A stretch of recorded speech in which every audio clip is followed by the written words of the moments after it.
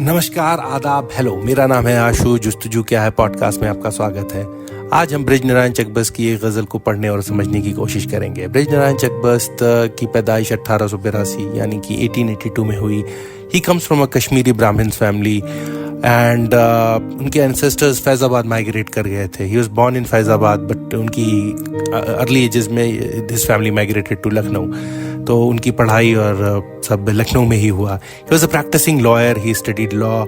He died early because of a paralysis attack. He died in 1926. He was actively involved in social and political affairs. वो समाज के मुद्दों में और राजनीति के मुद्दों में, क्योंकि उस वक्त आज़ादी और होम रूल मूवमेंट भी चल रहा था, तो उनमें भी इन्वॉल्व रहे। और उनकी जो पैट्रियोटिज़म है, उनके जो सोशल रिफॉर्मेटिव थॉट्स हैं, वो उनकी बहुत सी पोइट्री में एक रिकरिंग थीम की तरह भी मिलेगा। उनकी एक नज़्म है, रामायण का एक सीन, ये ज़रूर पढ़ी जानी चाहिए। इस नज़्म में रामायण के एक सीन का डिपिक्शन है जब भगवान राम वनवास पे जा रहे हैं। मैं कोशिश करूँगा इस नज़्म को पढ़ने की आगे किसी वीडियो में, पर फ़िलहाल आज हम उनकी गज़ल पढ़ेंगे। तो गज़ल शुरू करने से पहले मैं माफ़ी चाहता हूँ सारे उर्दू दान लोगों से, क्योंकि सच में कहूँ तो मुझे गज़ल पढ़ने का शऊर नहीं। मैं बस एक कोशिश कर रहा हूँ और अब ज़रूर आप मुझे अपनी गलतियाँ बताइएगा, चाहे वो तलफ़्फ़ुज़ की हो, चाहे मानी की, या पढ़ने में जो गलती हो, आप मुझे ज़रूर कमेंट में या ईमेल करके बताइएगा, मुझे बहुत खुशी होगी। तो मतला यानी कि पहला शेर पढ़ते हैं। दर्द दिल पासे वफ़ा जज्बा ईमा होना, आदमियत है यही और यही इंसान होना। तो शायर कह रहे हैं कि दर्द दिल है जिसके पास सेंस ऑफ लॉयल्टी है, पासे वफ़ा है, जज्बा ईमान है, जिसके पास ईमान का जज्बा है यानी कि मॉरलिटी है, वो वही इंसान है, वही इंसानियत है। तो वही इंसानियत है और वही है इंसान होना। दर्द दिल पासे वफ़ा जज्बा ईमान होना, आदमियत है यही और यही इंसान होना। नौ गिरफ्तार बला तर्ज़ वफ़ा क्या जाने, कोई ना शाद सिखा दे उन्हें नाला होना। तो शायर कह रहा है कि जो नए ये दूसरा शेर जो है उसमें शायर कह रहा है कि नौ गिरफ्तार बला, जिनको नई मुसीबतें झेलना पड़ा है, जिनको नई कैलामिटीज़ को झेलना शुरू किए हैं, जो वो क्या जाने कि कंसिस्टेंटली कैसे कंसिस्टेंसी के साथ कैसे झेला जाता है बलाओं को या ट्रबल्स को। तो नौ गिरफ्तार बला तर्ज़ वफ़ा क्या जाने, कोई नाशाद सिखा दे उन्हें नाला होना। तो कोई ऐसा नाशाद हो, कोई ऐसा नेवर हैप्पी पर्सन हो जो उनको सिखा दे लेमेंटिंग, कैसे लेमेंट करते हैं। तो नौ गिरफ्तार बला तर्ज़ वफ़ा क्या जाने, कोई नाशाद सिखा दे उन्हें नाला होना। रो के दुनिया में है तर्क हवस की कोशिश, रो के दुनिया में है तर्क हवस की कोशिश, जिस तरह अपने ही साए से गुरेज़ा होना। तो हाँ, शायर कहें तर्क हवस मतलब giving up of desires, renunciation.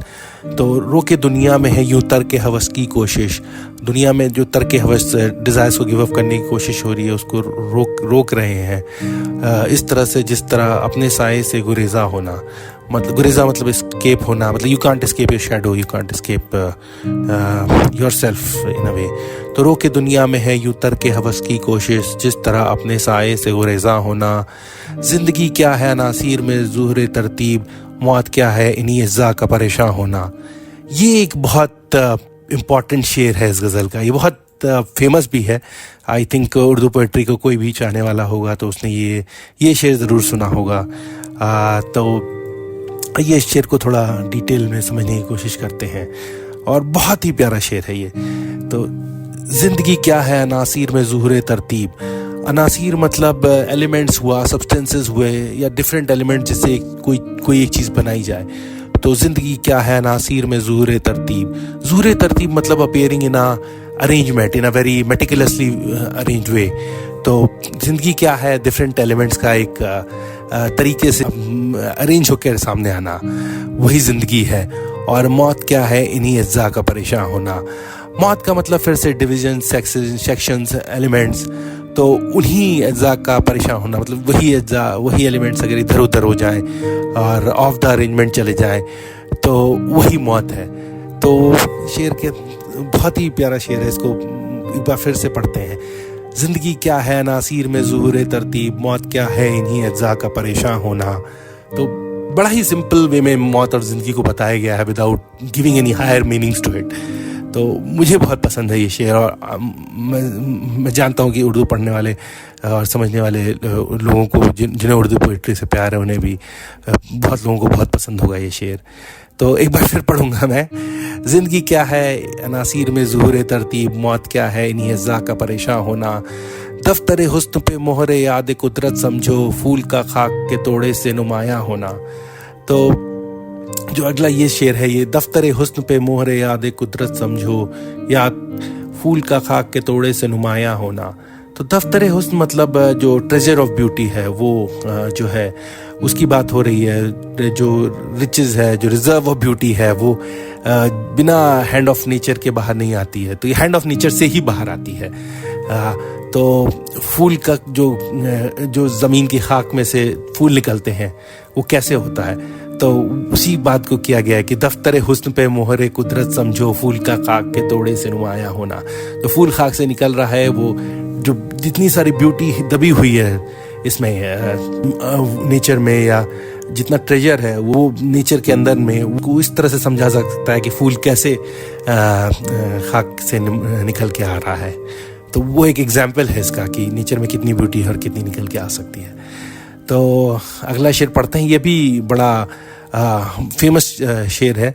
दिल असीरी में भी आज़ाद है आज़ादों का, वलवलों के लिए मुमकिन नहीं जिंदा होना। इसको फिर से पढ़ते हैं। दिल असीरी में भी आज़ाद है आज़ादों का, वलवलों के लिए मुमकिन नहीं जिंदा होना।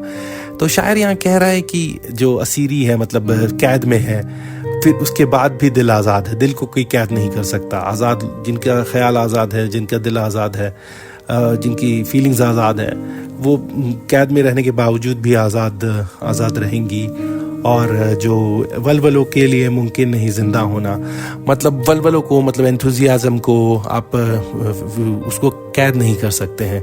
तो वही बात कही है, दिल असीरी में भी आज़ाद है आज़ादों का, वलवलों के लिए मुमकिन नहीं ज़िंदा होना।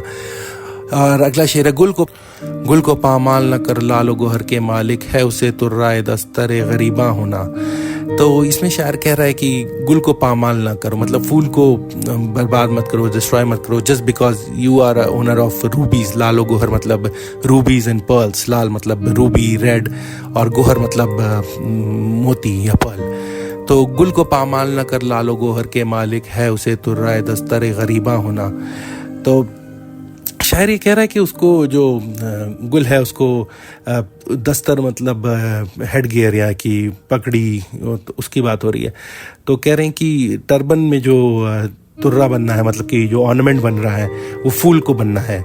और जो गरीबा मतलब इमिग्रेंट्स कह सकते हैं, जो लोग चल के जा रहे हैं, चले जा रहे हैं, उस तरह के लोगों को जिनके पास बहुत ज़्यादा रिचेस नहीं है, तो उन लोगों के लिए गुल जो है एक उसका काम करेगा, ऑर्नामेंट का काम करेगा। तो आपके पास अगर रूबी और पर्ल्स है, you should not be destroying the flowers, क्योंकि वो जो चल के जा रहे हैं, जो गरीब लोग हैं, उनके लिए वो जो है ऑर्नामेंट है।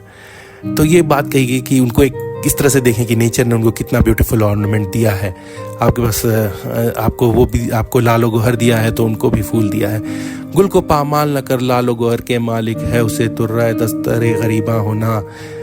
है मेरा ज़ब्त जुनू जोश जुनू से बढ़कर, है मेरा ज़ब्त जुनू जोश जुनू से बढ़कर, नंग है मेरे लिए चाक गिरेबा होना। तो शायर यहाँ कह रहा है कि मेरा जो ज़ब्त जुनू है, ज़ब्त जुनू मतलब जो मेरे अंदर जुनून, जो फ्रिंजी है, वो कैप्चर्ड, जो वो है सेटल्ड है, वो भी जोश जुनू से बढ़कर है। मतलब जो फ्रिंजी जो विच इज़ गोइंग हेवेयर, उससे भी ज़्यादा मेरे अंदर जो अंदर है वो ज़्यादा है, जोश जुनू से बढ़कर। और नंग है मेरे लिए चाक गिरेबा होना, मेरे लिए a torn collar is a matter of pride for me. तो सो है मेरा ज़ब्त जुनू जोश जुनू से बढ़कर, नंग है मेरे लिए चाक गिरेबा होना। और ये आखिरी शेर पढ़ते हैं अब। कैद यूसुफ को जुलेखा ने किया कुछ न किया, दिल यूसुफ के लिए शर्त था जिंदा होना।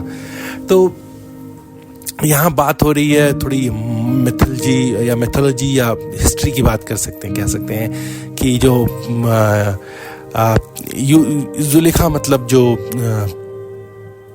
वो इजिप्शियन क्वीन थी जिन्होंने प्रॉफिट यूसुफ या जोसेफ को यूसुफ कहते हैं पर्शियन उसमें। तो कैद यूसुफ को जुलेखा ने किया, कुछ न किया। जो जुलेखा ने यूसुफ को कैद किया वो कुछ नहीं था। यूसुफ का दिल बनने के लिए शर्त था कि वो जेल में जाए। Then he became Yusuf. तो कैद यूसुफ को जुलेखा ने किया, कुछ न किया। दिल यूसुफ के लिए शर्त था जिंदा होना। ये था आखिरी शेर इस गज़ल का। और एक बार फिर से हम पूरी गज़ल को पढ़ते हैं, और क्योंकि गज़ल को एक बार पढ़ने की बात, हर शेर को एक बार पढ़ने के बाद पूरी गज़ल को भी एक साथ ज़रूर पढ़ा जाना चाहिए।